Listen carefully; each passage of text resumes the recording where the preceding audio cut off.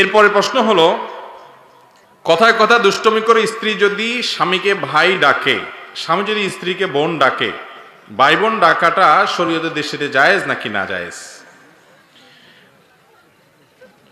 আমাদের সমাজে মহব্বতের চোটে আমরা যে আরো কত কিছু করি, অনেকে এই কাম করে যে স্বামী তার স্ত্রীকে কি বলে, বোন ডাকে, আবার স্ত্রী তার স্বামীকে ভাই ডাকে।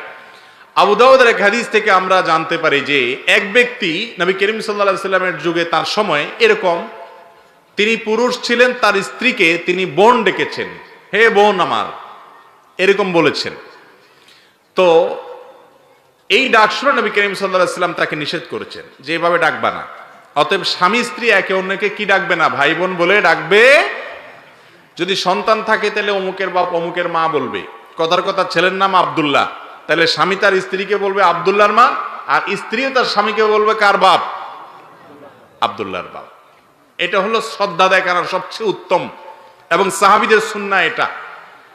আর অন্য কোনো উপায়ে তো ডাকতে পারেন। আমাদের দেশে আপনার সাধারণত গ্রাম দেশে দেখা যায় এখনো মা চাচিদের মধ্যে এই প্রচলন আছে যে মুরব্বীদেরকে স্বামীদেরকে ডাকার সময় কি বলে,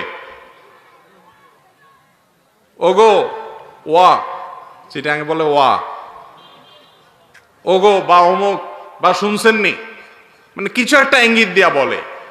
তো নাম ধরা জায়েজ আছে কিনা সেটা আরেক বিষয়। নাম ধরা হাদিসের আলোকে কোনো নিষেধ বিষয় না, কিন্তু কোন সমাজে বড়দেরকে নাম ধরাটা যদি বেয়াদবি মনে হয়, অসম্মান মনে হয়, তাহলে সেটা অবশ্যই করবে না। এটা ওরফের উপর নির্ভর করবে, প্রচলনের উপর নির্ভর করবে। কিন্তু খোলাসা কথা হলো স্বামী স্ত্রী একে অন্যকে ভাই বা বোন বলে ডাকবে না, ডাকা উচিত না।